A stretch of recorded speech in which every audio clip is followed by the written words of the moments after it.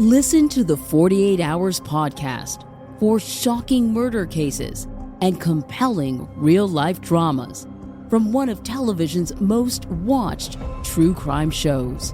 Go behind the scenes of each episode with award-winning CBS News correspondents and producers in Postmortem, a weekly deep dive. Listen to 48 Hours wherever you get your podcasts. This episode is brought to you by Marvel Studios Echo. All episodes streaming January 9th, only on Hulu and Disney+. Rated TV MALV. Viewer discretion advised. Maya Lopez has betrayed her mentor, the notorious Kingpin. Now on the run, she returns to her hometown to prepare for the biggest fight of her life. Don't miss Marvel Studios' hardest-hitting series yet. An epic 5-episode event. Marvel Studios Echo. All episodes streaming January 9th, only on Hulu and Disney+.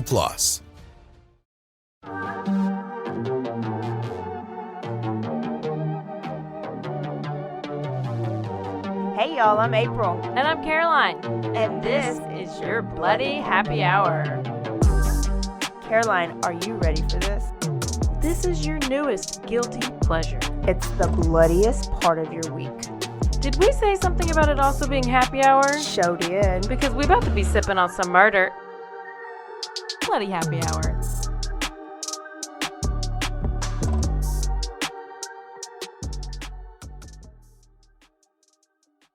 Hey Bloodies, this is April. It's Caroline. We're back. It's Thursday. It's Thursday after live show for us. Two Thursdays for you guys. But we just have to say we had a blast. We did. That was so fun. We were so famous. Everybody was looking at us. Yeah. We were telling stories. We didn't even screw up really bad at all. Yeah, I think we're basically pros. I mean, that's what I took from it. Moral of the story, we're officially professionals. It was so much fun. It was so good to meet like new faces that I haven't met. Yeah. And then see who showed up. Yeah, who showed up. Half my family. Yeah, and you had no idea. No clue. And then just people that show up that I didn't even know that really listened. So that's random too. We had people from Florida. Was somebody from Florida, somebody from Houston, Clifton, and of course, just around here, a bunch of West people. Some West peeps. Yeah, so shout out to all you guys that showed up and bought some gear. And if you are sad that you missed out on the gear at the live show, that's okay, because the order form is on our Facebook page right now. Bloody Happy Hour Podcast Facebook page. Fill that out as quick as you can. Send payment via whatever options that are listed, because we're going to put that order in the next week or two.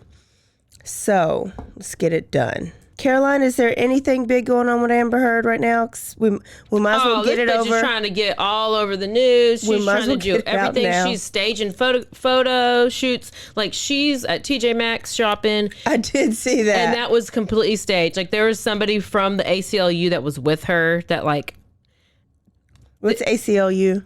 That's the place where she fake donated to, but that's who helped her coordinate her whole... op-ed and helped her draft her op-ed with Washington Post. Like, they're all in cahoots. And all this. What was the whole boob thing? Boob? Her boobs. I don't know about her boobs. You tweeted it. Something about something tits. Oh. Okay. I didn't go to sleep till like 1 o'clock last night. I don't know. So that umbrella guy is a YouTube personality, and he has like tons and tons and tons of videos that have to do with Amber Heard from years and years and years back and going forward. He was brought up in the case. He's known as Tug, that umbrella guy. So he was on a live YouTube stream with this other, like one of the YouTube lawyer guys that I watched when I watched the trial. So apparently, like, the Amber Heard people are saying that there's all these bots on Twitter and that's why all this hate is trending for her. And the umbrella guy, and they're like, oh, look how much money all these YouTubers made off of the trial, which they did, but they were streaming for hours and hours at a time.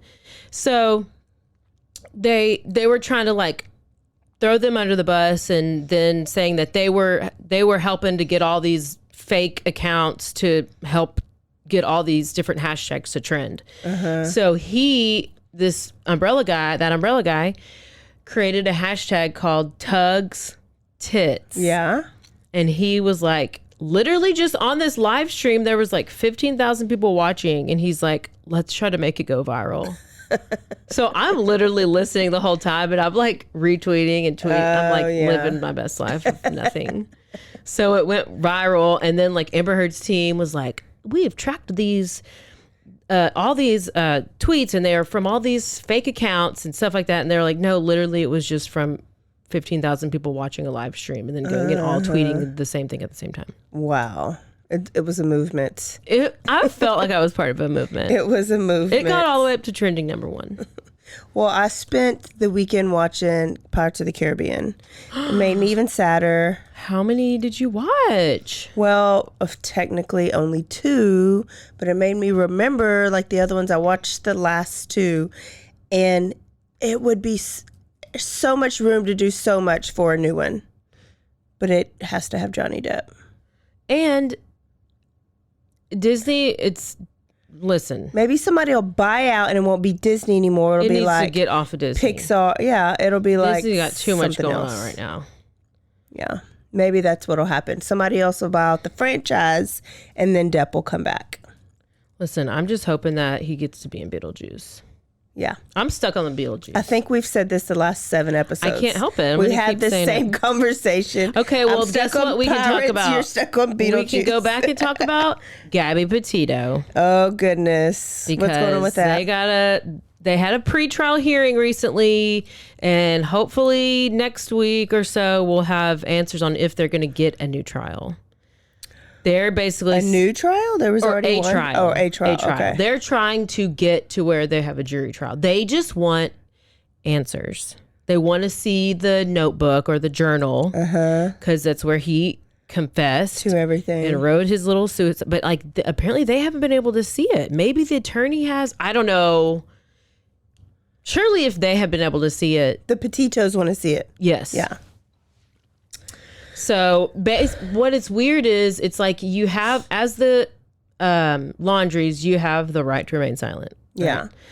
Well, what they're saying is that their lawyer or attorney was not silent, and he gave a statement. So in this pretrial hearing, the judge actually referred to the Johnny Depp trial. Of course. Saying, well, if we go back to what just happened in the Johnny Depp trial, he was found guilty of defamation by the statement of his agent, which was his attorney at the time. So that was the one charge that he was. So it's like, so they could be like, that could be like means to having a trial, maybe, is just based on the attorney making a statement. Yeah. Okay.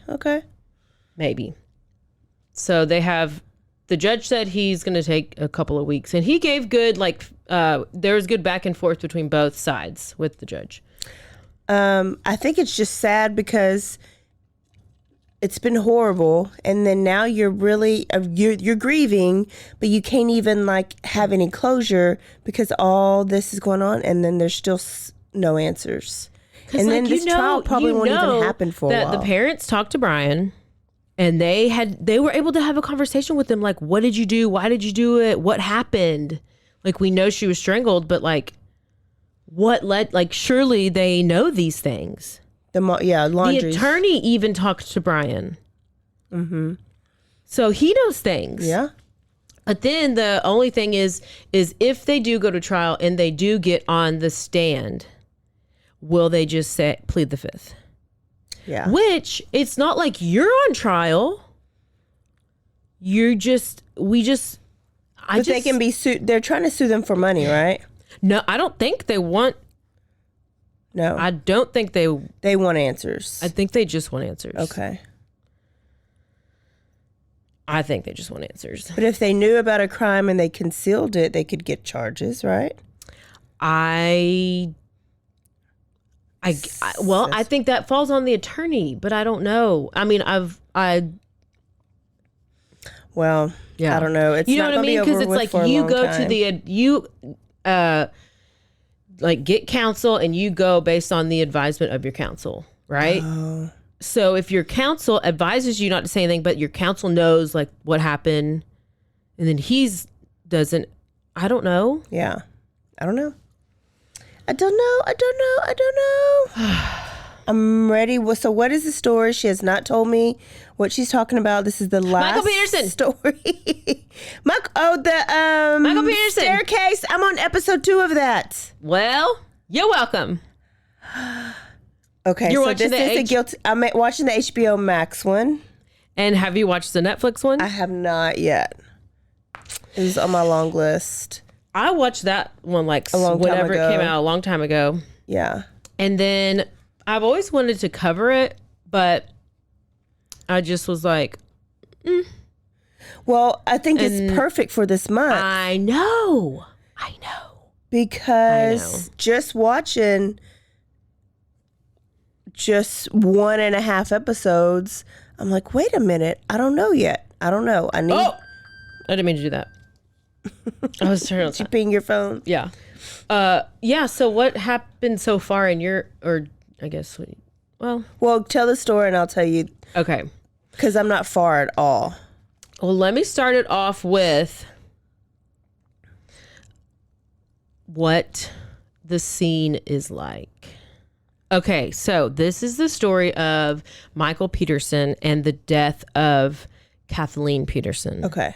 So December 9th, 2001, Kathleen Peterson is found unconscious on the floor in a pool of her own blood at the bottom of a staircase. That's why it's called the staircase. Yes. There's blood everywhere, a lot of blood. On her hands, on her feet, splattered up the walls of the stairwell. Kathleen was 48 years old. She worked as like an executive and was very successful. Her husband, Michael Peterson, was a novelist. Yes. Okay. They lived in this like large home in Durham, North Carolina. Michael Peterson says that earlier in the night, they had been drinking wine by the pool and kind of late into the night, and then said that Kathleen went inside and she went upstairs to go to sleep, leaving him outside by the pool by himself. And the next time he saw her, she was bleeding to death and unconscious at the bottom of the stairs. And that's when he called 911. Durham 911, where's your emergency? 1810 Cedar Street, please. What's wrong? My wife's had an accident. She's still breathing. What kind of accident? Down on the stairs. She's still breathing. Please Is come. she conscious? What? Is she conscious? No, she's not conscious. Okay, Please. how many stairs did you What? fall down? Huh? How many stairs? Stairs. How many stairs? Calm down, sir. Calm down. No, 15, 20, I don't know. Please, get somebody here right away. Please. Okay, Still somebody's dispatching the ambulance No. while I ask you questions. It's off of, it's in Forest Hills, okay? Please, please.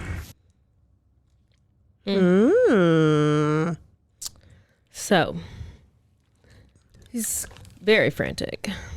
Very frantic. I feel like he is. Okay. So let's go back. Let me tell you a little bit about these two people. Wait, let's go back to how many stairs even relevant? The 911 caller. How many stairs? Is he supposed to count them? Is he supposed to know? Oh, yeah. But it was like 2 stairs. It was like, it she was was? like at the bottom. Yeah. Like she didn't even hardly go up any stairs. That's why it's all so weird. You have a picture of the staircase? I'm about to show you. In the these. movie, it was a staircase. Well, if you're watching the HBO show, that's like A movie of it, Right. yeah. That's not, And that's all I know about it. Like, I haven't done. If you watch the Netflix documentary, it shows like, it just goes into a lot of the evidence. Okay. So Michael Peterson was born in 1943 near Nashville. He graduated from Duke University with a bachelor's degree in political science.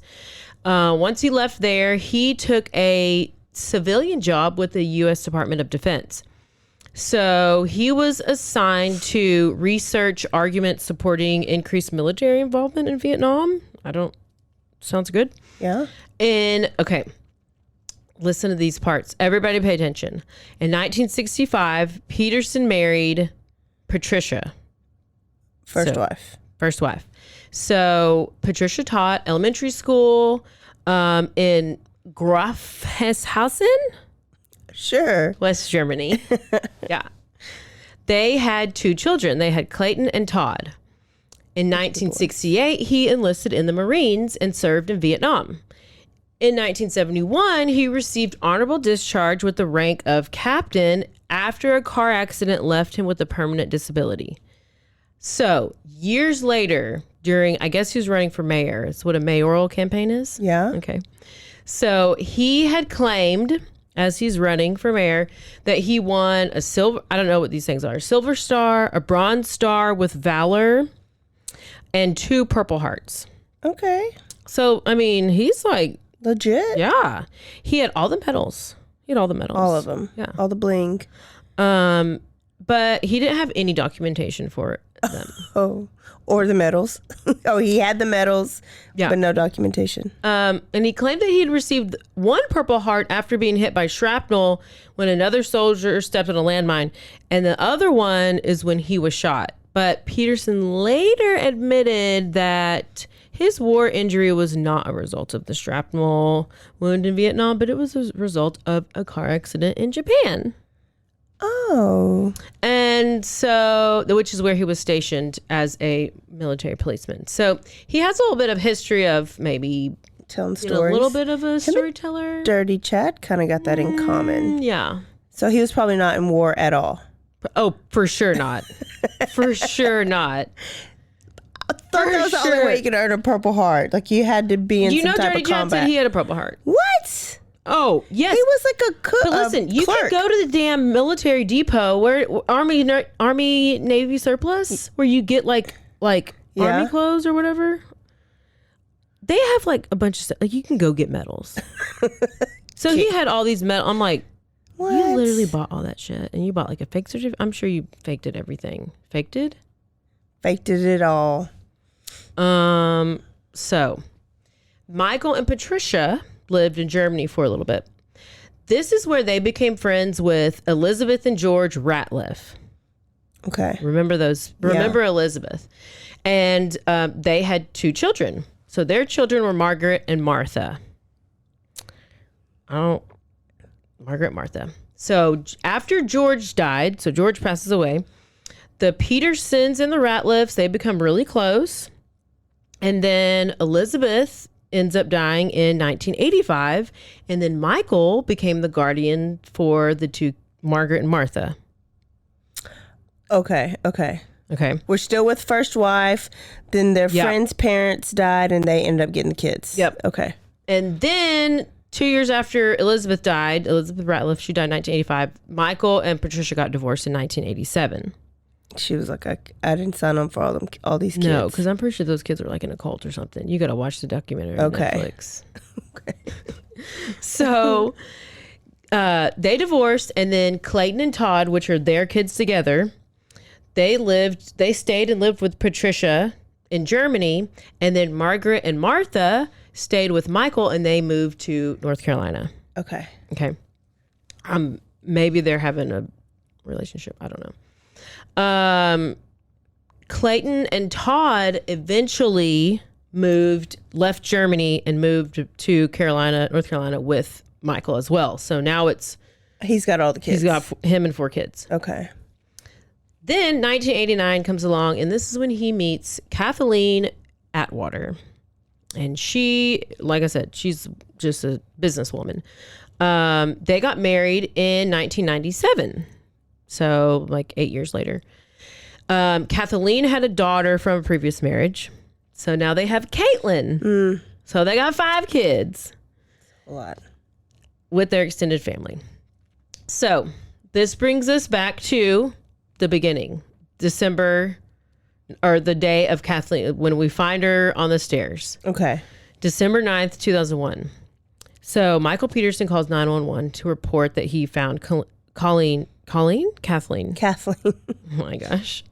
That he found her unconscious and suspected that she had fallen down the stairs. Well, he says that they were outside, that okay, I said this earlier, but they were outside drinking by the pool, that she got tired, she went to bed, and that he found her at the foot of the stairs. Okay, it's all the same story. So he was like, we had been drinking and she had taken a Valium and, she must have just been like drunk and fell or something. He didn't know. He just found her there. He was outside. I mean, don't you go sit outside by the pool in December in North Carolina? Is it cold then? I mean, anything with the north in it, I feel like it's cold. I feel like anything with December in it, it's usually cold. And December. North plus December, I would say it's cold. I'm just thinking it might be. So this is one of my favorite parts. Oh. The toxicology reports showed that Kathleen's blood alcohol content was 0.07. Now, okay. That's not even the legal. I was going to ask you, I don't know anything about these limits. 0.08. So guess what? I Googled it. Let me just tell you a few different examples. 0.02 is the lowest level of intoxication with some measurable impact on the brain and body, and you will feel relaxed, experience an altered mood, and you'll feel a little warmer, and you may make poor judgments. Okay. That's probably like one sip. I love that warm feeling. I love it. That's one fuzzy. That's one sip, okay? And then we go to 0.05. This is probably like 3 sips. At this level, your behavior will become exaggerated. What? You may speak louder. You may gesture more. Or you may also begin to lose control of small muscles. You like pee on yourself? I don't know. And you may, the ability to focus and your eyes will become blurry. Then we go to 0.08. This is the legal limit. Yeah. And she's below this limit still. Yes. So if she's driving, she wouldn't even go to jail. No. But she's below the limit. Yeah. The 0.08 is the current legal limit in the U.S. other than Utah. I don't know what it is in Utah. And at this level, it's considered illegal and unsafe to drive. You will lose more coordination, so your balance, speech, reaction times, and even your hearing will get worse. I mean, I went all the way from 10 to 15, 0.29. Let's go to the worst one. 0.40 and over. This level of BAC may put you in a coma or cause sudden death because your heart or breathing will suddenly stop. This is what is known as lethal blood alcohol level. Oh, that's scary. So don't go to that level. So she wasn't plastered.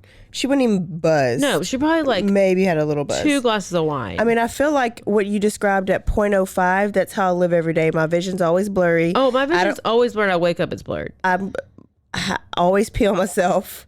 You do always pee on it. Yeah. So I think you just... I'm always loud and using hand gestures. So I live at it. I got that from alcohol.org, so I feel like it's got to be accurate. Good accuracy. Yeah. So I want to make sure I tell you all my sources.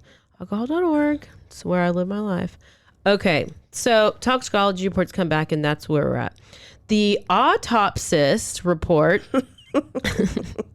Throwback. You can't even call it the real thing anymore. No, I get pissed if I hear autopsy. I'm like, no autopsist. It showed that Kathleen had sustained several injuries. She had a fracture of the thyroid neck cartilage. What? Is that like your throat? Where's the thyroid? There, yeah. And she had 7 lacerations to the top and to the back of her head, consistent with blows from a blunt force object, and had died from blood loss 90 minutes to 2 hours after sustaining the injuries. So this guy's out here sitting by the pool in the snow, freezing cold, relaxing for 2 hours while your wife's bleeding out. Oh, because he thought she was going to bed? That's why he didn't check on her? Well, that's his an excuse? He's like, she had gone in for the night, and I stayed out there, and I kept, drinking, smoking cigar, drinking, whatever. Bro, it's probably snowing. Yeah. So, excuse. Kathleen's daughter and Kathleen's sister both initially thought, like, obviously Michael had nothing to do with, like, no, well, you don't just think that right away. And they publicly supported him along with all the other kids. Okay. But they soon changed their minds. After they heard about the autopsy and all those extra injuries. Yeah, they were like, no. So then they have forensic expert Dr. Henry Lee. He's hired by the Petersons defense. And he testified that the blood spatter evidence was consistent with an accidental fall down the stairs. Okay. While the police investigation, they said that the injuries were inconsistent with the accident. So nobody's agreeing. I don't know why there would be so much blood. And I know when you do drink alcohol, you do bleed more or at a faster rate. But why is it that much blood? And then why all these lacerations in your head? You have got to see these pictures. There's so much blood. It was so much blood on the movie, but I don't know if it was exaggerated.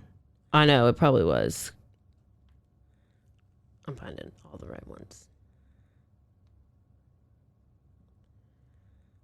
Oh, that's not the ones that are in that thing.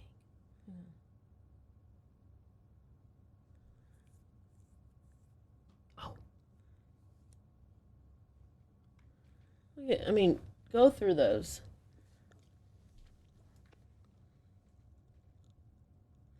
Yeah, look at all that.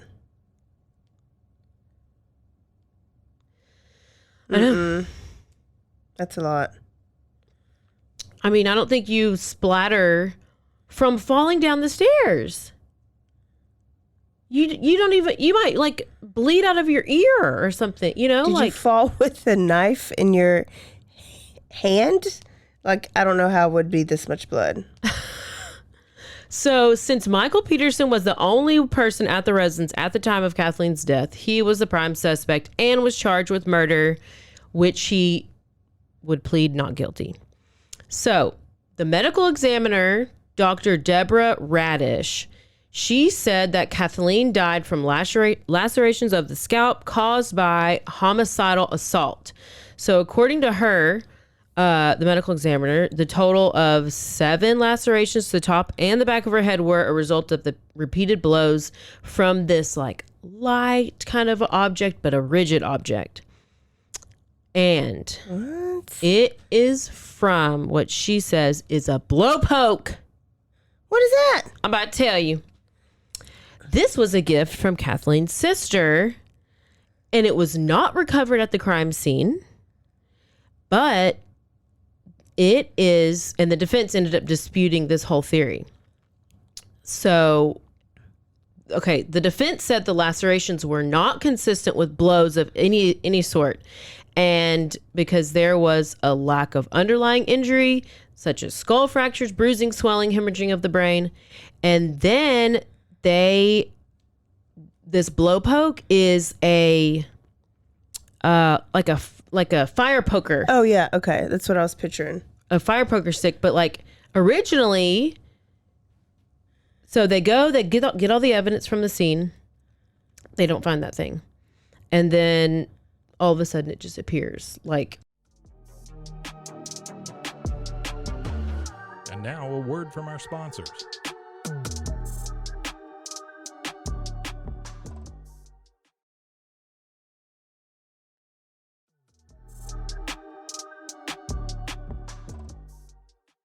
The defense, they disputed the whole theory, right? They said that the lacerations were not consistent with the blows of any sort, and there's no skull fractures, this and this.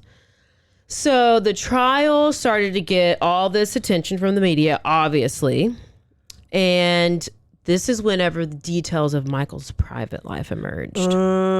Now, I don't have all like the in-depth, like there was I mean, the Netflix documentary goes into like, it's like 8 or 9 episodes, I think. So it, like, we'll probably read the emails to you.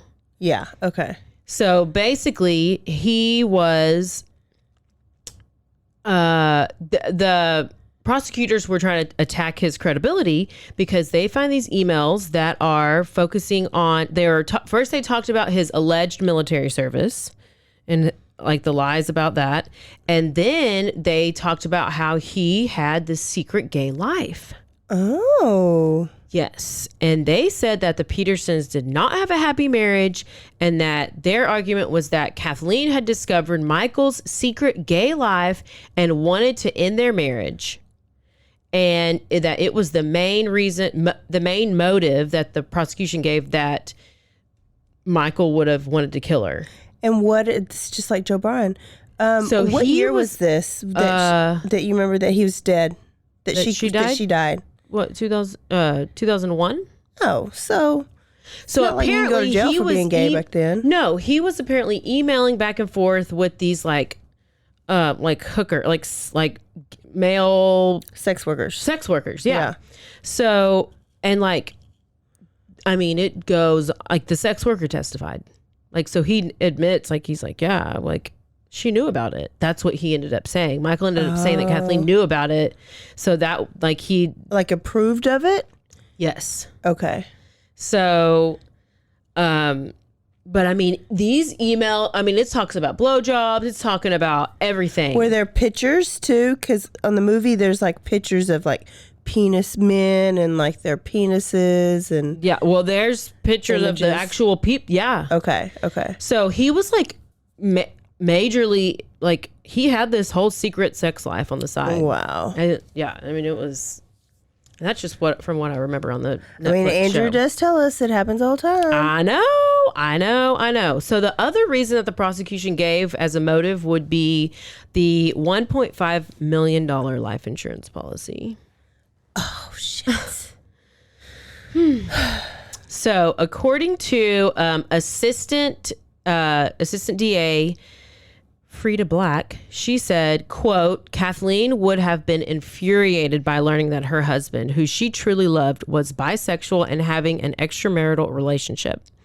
Not with another woman, but a man, which would have been humiliating and embarrassing to her. We believe that once she learned this information, that an argument ensued and a homicide occurred. End quote.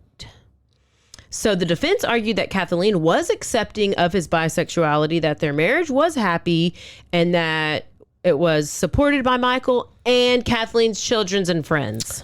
Oh. I know. The prosecution was like, maintain that the murder was most likely committed with this custom-made fireplace poker called the blow poke, which was the gift from the sister. And this is whenever it was like, they didn't have it to present to the jury because they didn't actually find this. They didn't have it. And then later in the trial, the defense just randomly comes up with this blow poke or this fire stick poker. Yeah. So they're saying that how did the defense all of a sudden they just find this random blow poke? Like they said they overlooked it in the garage during like the investigation, and that forensic tests showed that it had been untouched and unmoved for too long to have been used in the murder. And so did it say anything about them having money problems? No. That really came out. Well, they probably did, but I mean, I don't remember. I don't think so. The movie alluded to like they had to cut back, like don't bring the cleaning lady anymore until, I guess they got caught up. Plus you had 1,000 kids. Yeah. And I think one of them was just leaving for college, maybe. So they're like just now empty nesters. Yeah. So I didn't know if that came out because if there is money problems, then that's really going to back up the whole insurance. Money part. Yeah. So and then I read that a juror was contacted after the trial. A juror contacted after the trial said that the jury dismissed the idea of the blow poke as the murder weapon. Okay. So now let me connect some dots from the past. Okay. Remember Elizabeth Ratliff, who was the mom of Martha and Margaret? Yeah. She died in 1985. We don't know why. But. Or how? Do we know how? Oh, we do know. Did she fall down a staircase? She did. What? Oh, how so original. Elizabeth Ratliff, the friend of the Petersons who died in Germany in 1985, had also been found dead at the foot of her staircase with injuries to the head. What? Her death had been investigated by both German police and U.S. military police. An autopsy was done at the time of her death and concluded that she died of a stroke and that she had some blood clotting disorder called something. But based on the reports, she had been suffering from severe, persistent headaches like weeks leading up to her death. So the coroner determined that the hemorrhage resulted in immediate death following her fall down the stairs after collapsing.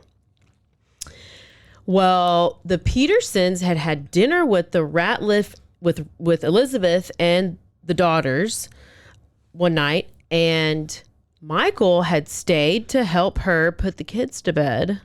The night she died. The night that she died. And wait, where was her husband? Her husband had already died. Oh, he died first. Okay. Yeah, he I died thought you were first. going to say he was screwing the husband and that's why they got rid of the yeah, wife. that would have been good, but no, he was already dead. Okay.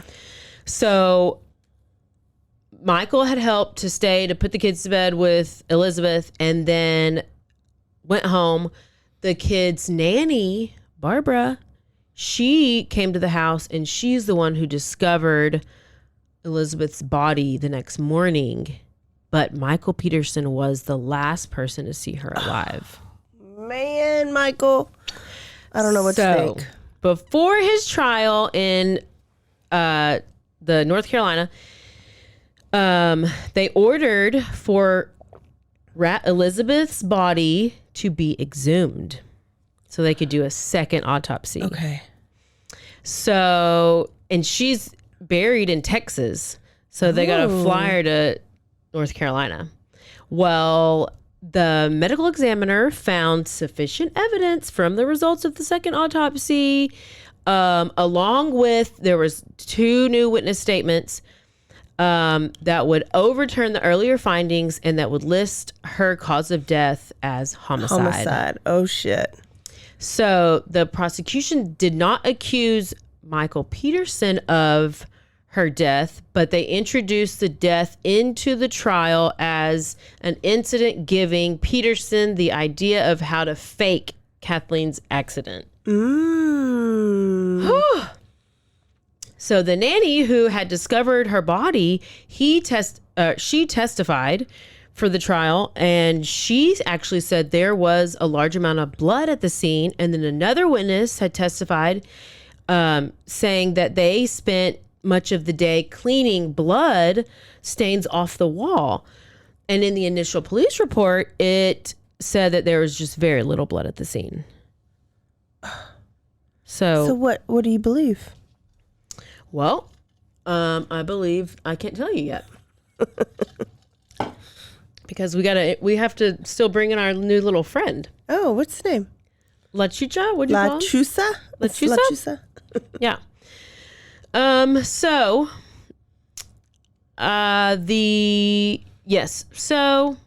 his conviction,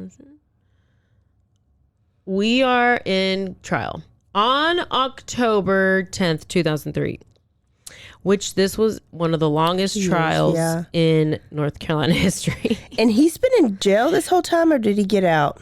Oh, hold, please. Okay. So the jury found Michael Peterson guilty of murder of Kathleen Peterson. He was sentenced to life in prison without the possibility of parole. Now, you might think, wow, that sure was short. What happened? We're not done yet. So he's life in prison, no parole. Like, that's That's it. Gone to jail. Done. Over with.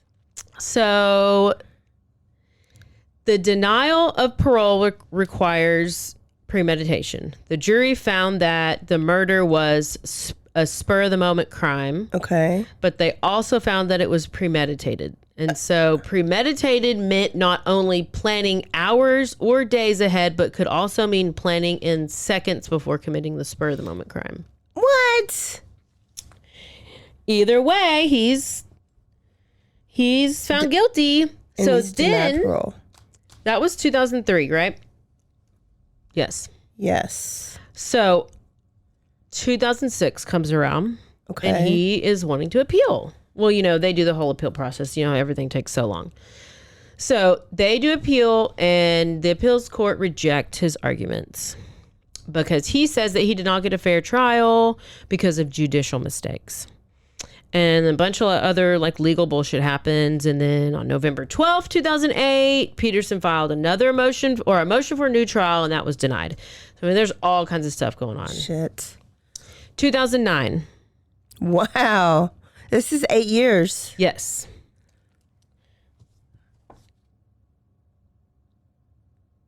Okay. This is where it gets to the good stuff. A new theory came up that was by their neighbor. So Michael's neighbor. He is also an attorney. He's not Michael's attorney. He's just a neighbor who's a friend who's an attorney. And he had been following the case. And he thought that, I think that she was attacked by an owl. Outside. What? Hey, lettuces could be real. Listen, I literally found an owl as I walked into the studio. If you're watching this, we have an owl sitting on our table. So I had to get it, and I really want to hold the owl and look at its eyeballs. It kind of freaks me out. Listen, it could not be more perfect. What's this attorney's name? Larry Pollard. Okay, so he's not Mexican. There's these Mexican what are they called? Stories. And the La Chusa is this very scary thing. Well, owls are. And that they take they hang upside down. Yeah. They just go, ooh, ooh. That they are murderers. Ooh, ooh. They are sneaky. Apparently they can take down something things bigger than them. Yeah. Well, so Larry Pollard comes up and he's like, this bitch is attacked by an owl. He said she was attacked by an owl outside and that she had fallen after, this is his theory, she had fallen after rushing inside and was knocked unconscious after she hit her head on the stairs. She gets attacked by this owl. She falls down on the ground, runs inside, slips and falls on the stairs and whatever. Okay, so he goes to the police. Oh, gosh. And he is telling them that he has a theory and he thinks that this owl was responsible for Kathleen's death. And after reading over the evidence list, there was a feather that was found listed. What? A microscopic owl feather had been found in a wad of bloody hair found in her hand. Okay. Wait, I'm going to have a really good theory. This was Larry Pollard's full-on theory. My mouth is dropping. Kathleen went outside for some reason, maybe to take out the trash, and was attacked on the head by an owl. She reached out to touch the part of her head that the owl had dug its talons into, and a chunk of her scalp came out, and her hair came out in her hand. She rushed inside, and she fell just as she reached the foot of the stairs, knocking her unconscious. That's where Michael found her bleeding. I'm going to be scared to go outside at night now. Okay, and this is all his theory. So then he's telling this to the police, and they are like, get out. Laugh, laugh, laugh. You're so dumb. That's the dumbest shit I've ever heard. He lives in the heard. neighborhood. Maybe he knows there's this mean-ass owl. Well, there probably trying is. to attack him. So they laugh, and then the newspapers get wind of this theory, and of course they ridiculed him, everything. Well, he didn't give up. And so at his insistence, Some of the evidence was re-examined, and he said that they found not one, but 3 microscopic owl feathers. Wow. And But the owl didn't attack her in the house. She just ran from being outside, inside. apparently. And the owl didn't And follow apparently, her. let me look at that. They're not like, I guess they're... Not like a long feather like we would picture. Yeah. I know. So... I'm a little freaked out. Yeah. Yeah. So advocates of this theory, so there's like owlologists or whatever, like Probably. like there's like Lachusaologists. people who are like owl experts who are coming in, and there's a couple advocates who are just like giving their evidence to support this theory. And they say scalp wounds where the trilobed and their little claws, scalp wounds were that the same shape of like the owl's claws. They were consistent, like marks that were consistent left by talons. And this is just these owl people, owl fanatic people. The feathers are similar to those on owl feet. Cedar needles were found on her hands and body, indicating Kathleen had fallen over outside shortly before entering the house, that her blood spattered up the staircase rather than down, and they go way in depth in the blood splatter. Yeah. And that the footprints, because they said they had found footprints of her footprints in her own blood. And they're like, how do you have footprints in your own blood if you fell down and then you bleed? Why are your footprints in it? Yeah. Okay. Well, they said that the footprints in her own blood indicated that she was already bleeding before she even reached the foot of the stairs. So if the owl had attacked her and she's bleeding, then but like, is it like gushing? I don't even know. And that there were 2 drops of blood found outside the house on the front walkway, along with a finger smear on the front door, consistent with her pushing the door shut. But how are you not screaming so that exactly Michael could hear you? I think he obviously was giving BJs to Larry Pollard, and they came up with this. Look at those look at those talons. Those are so big. Are you sure? Did you type owl or ostrich? Owl talons. It even said owl Get it talons. in perspective. I think it's like a little too, like the perceptions. Oh, and these advocates, these people, they said that owl attacks were common in this area. I'm never going to Durham, North Carolina. They said that one victim said that it was the impact that was similar to being hit in the head with a baseball bat. So maybe that's how Bob Saget died. An owl came into his hotel room? Yes. I don't know any about the details of how he died. Well, because they didn't release it because the family wouldn't let him. They didn't let the police release it. It's probably something more embarrassing than that. Probably like...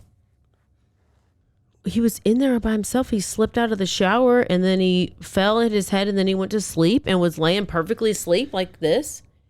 Oh, yeah, that's right. So how come they won't let him release? I don't know. Obviously, there is something suspicious that they're not wanting to get out to the public and tarnish whatever I don't know. Yeah. Well, I think that now he was attacked by an owl. Could be. Maybe he had an owl fetish and they don't want the people to know. Maybe his skin suit was unzipped. Oh my gosh, I was just blindsided by this whole owl I know, story. I can't believe you didn't know the owl theory. No. Oh. I've not gotten that far. So Pollard goes on to say that if a jury had been presented with this evidence, then they would have not, that it would have affected the verdict. And it would have. Yeah, that's what he's saying. He's Yes. like, well, if you had presented this theory and showed them damn talons, Oh yeah. But I don't know if you see all the pictures of the all that blood. I mean, no, I still don't think so. Okay, I won't tell you what I think yet.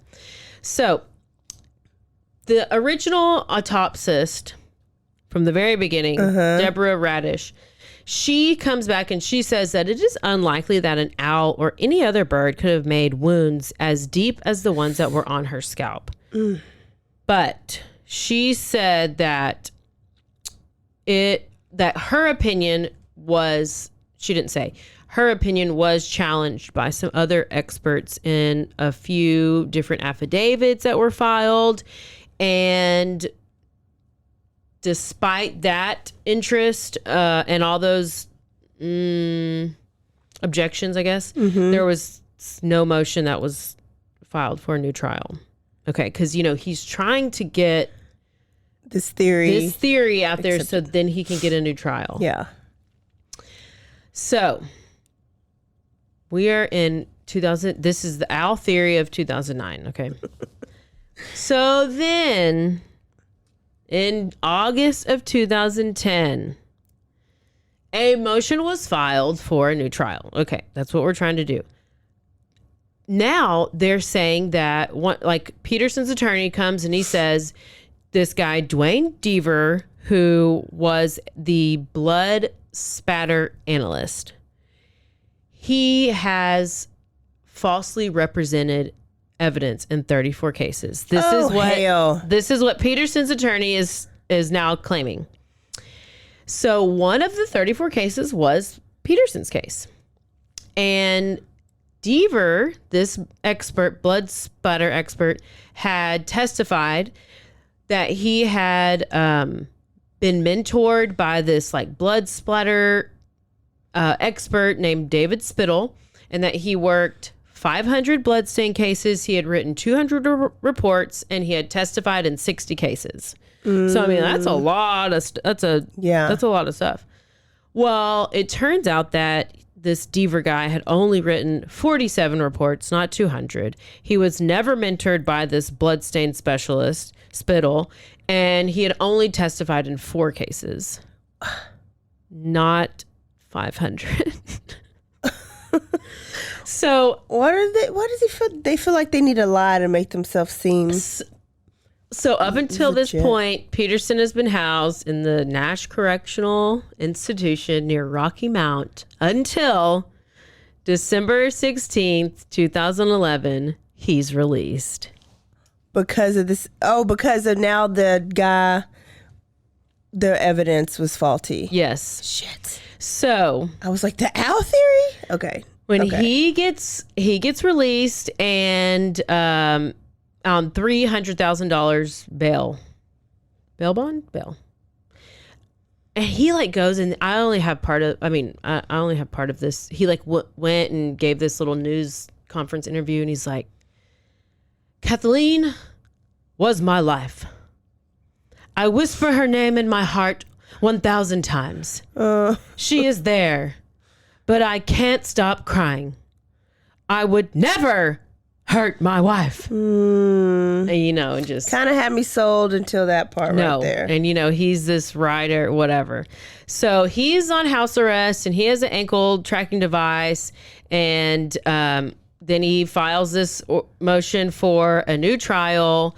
Well, okay, a judicial order for a new trial, and then the judge found that the Deaver guy had given misleading information, deliberately false testimony about this bloodstain evidence, and he had exaggerated his experience and his training. And so all that evidence gathered, that Deaver had gathered, was now deemed inadmissible in a new trial. So in July 2014, this is the case with most states, his bond restrictions are now eased.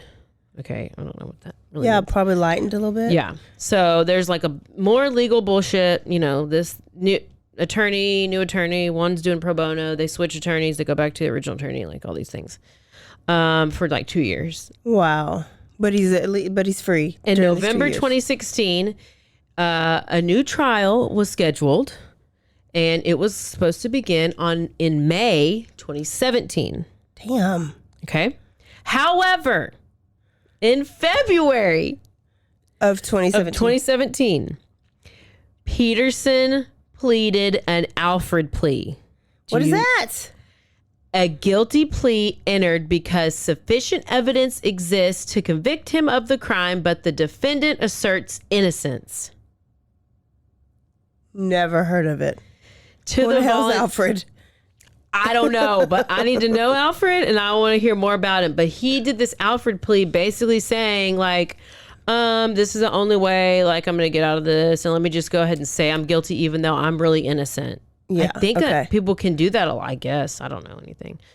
And so it is pleading this Alfred plea to the voluntary manslaughter of Kathleen. Damn.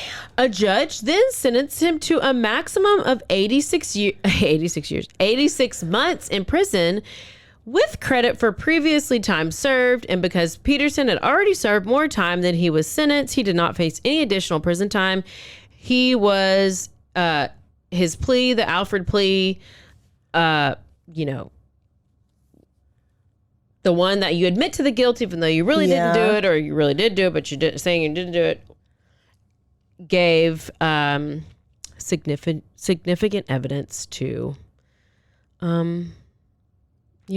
convict and overturn his original one. And so that happened in 2017, and he's out and he's free and he's writing books. What? Yes. That would have probably been the smartest way to go, though.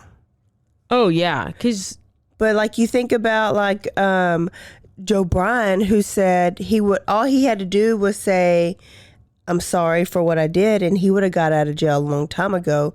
But he was never going to fix his mouth to do that. I think that though, if you are like, I am innocent, it makes you look worse. Like if you really are innocent, it's got to be a battle to just say you're guilty.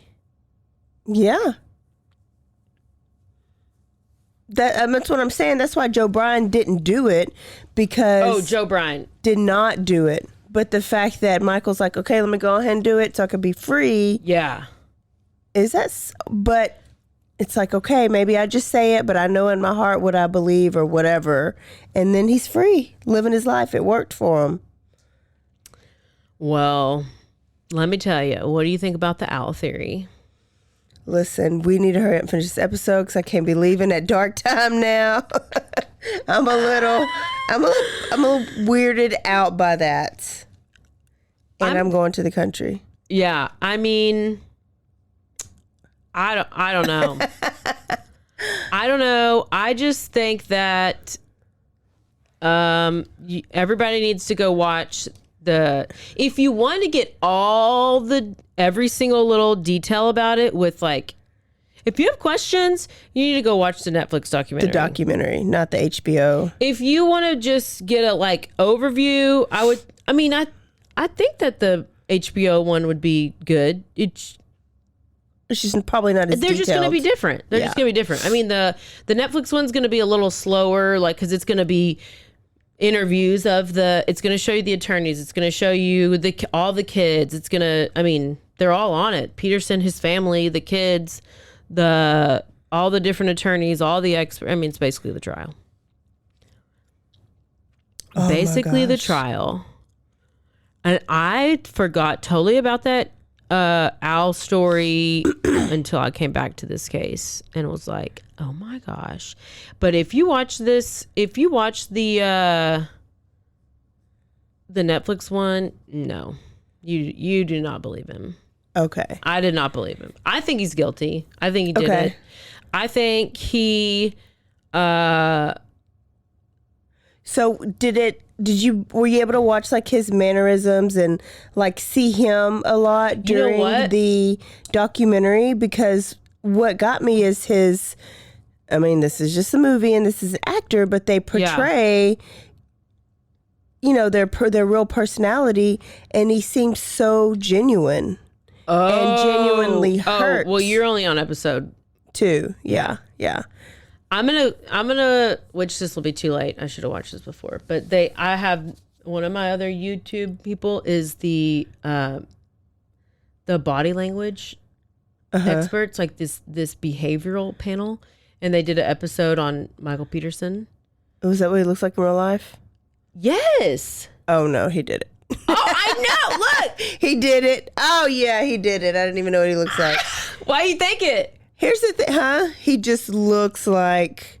I think he seems, and this is just my first, like, he seems cocky. He seems like he just knows more than everybody in the room all the time. He has to be guilty anyways because his last name Peterson. And let's just say never marry a Peterson.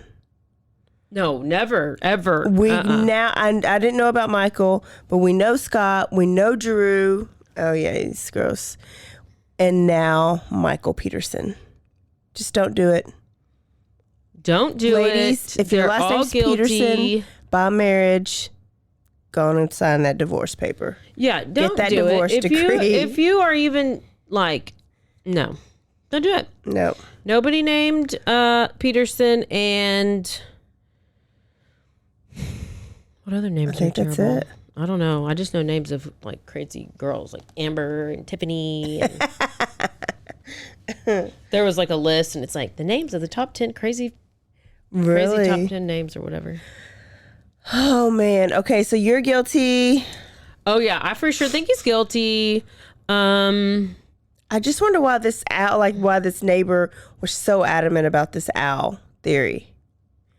I don't know. And then if you think about it, there were 7 lacerations. He probably drugged her. He probably gave her the Valium. That's why he said it was in her system. I know. He probably gave her the Valium, and then they're walking in, and he like probably pushed her over into the bushes so she would get scratched up, and then she probably like had the pieces of the.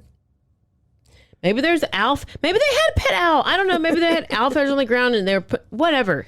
He pushed her over, and then they got inside, and somehow he beat her, and like she's on the stairs. I don't know. So that was a good theory. In the story, it's so far-fetched. In the movie, tell me if it came up in documentary, they kind of painted her to be kind of like a drunk and like clumsy. So they had a story. Really? Where there was a party, and she had fell at one party, but then another time she was drunk and she just like jumped in the pool, but she was too drunk and she hit her head and then like never came up. So he had to like save her, and she was in the hospital for a little bit. And then in the movie, like when one of the sons left, his story to the police was, she was pretty drunk when I left, and he had like left and went to a party and come back. And well, see, yeah, they don't. That's not all. It's not even in there. It's not okay. like. Yeah. So I don't know if it's fact or if it's just adding to the like storyline. Right. That's the story of Michael Peterson. You need to tell us, what do you think? Do you think he beat her over the head with the blowpoke, and then he hid it somewhere, and then it all of a sudden reappeared back in the garage mysteriously? But untouched. And super clean because it had been so many months or years by then, maybe? Or do you think it was the owl? Ooh, ooh, ooh, ooh. Oh my goodness, this is crazy. I know. But then owl theory never got to come up in court. Or do you think it was ex? I don't know. They go into the gay lovers and the gay sex workers. Like, that's huge in the trial. Which creates distrust, which is why he was guilty. Like, if that had to come out. Well, you lied about your military stuff. You lied about. Yeah. You're just very deceptive. I don't know. I did not get a good vibe from him on the documentary, so. Guilty. And his last name's Peterson. Yep. So. That's all it takes. Guilty. Well, I'm going to have to watch the movie, but I'm going to have to watch the documentary. Because as of right now, I'm like in the middle. Like, I don't know if he's guilty. I don't know if he's innocent in the movie. But somebody's acting and showing some great emotions. apparently Michael Peterson himself said that he's written 2 books since he's been out. What a shock. And he refuses to watch the HBO. Because he said it doesn't portray things accurately, but I mean, of course, if they're portraying him as being a murderer, he's going to say that. Yeah, yeah. So, love it, love it, love it. Okay, so let's tell them next month is just random shit month. Like, we are not going to have a theme or category or whatever we usually do. I like to get a little bit of new inspiration. Like, what am I going to talk about? Yeah. There's been so many new ones that have been happening. Should we do? I mean, we got to do new ones. I want to do new I don't ones, know. like I or have no small idea. towns. I mean, the options are endless. Yeah. So we're not going to have a category, so there's no telling what you're going to get. We're also thinking about about recording. We didn't record our live show, but we had 2 stories. Caroline did a story.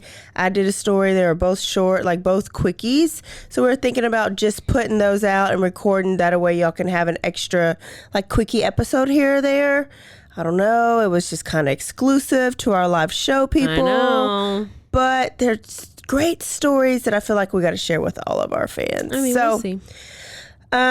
You may get those at some point in July. And if you're traveling, binge.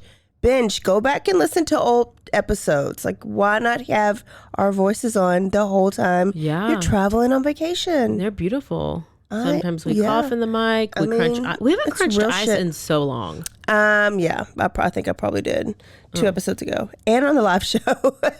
I don't even know I'm doing it. You always cough in the mic, but always. I think that's just. I think I want to try something new. Gonna be original. You're gonna do another sound? Yeah, I think maybe I'll start eating in the mic. Okay. Burping. Oh, I've done that. I don't know what else to do besides slurp, chew ice. All the worst bad habits. I hate smacking. I got If you are smacker, if you're smacking, I'm leaving. And you're not. If you choose cinnamon gum, Big Red gum, I'm leaving. Oh, that's the worst. It was put in my stocking. I'm scarred. Okay, y'all. This is it. We'll see y'all next week. Don't forget to stay aware. Stay alive. And always be TTF. Always. Don't forget, go rate, review, and subscribe. How many times are we gonna tell you? We forgot to read this one. We'll reread it next time. episode. Bye, y'all. Bye. Good stuff.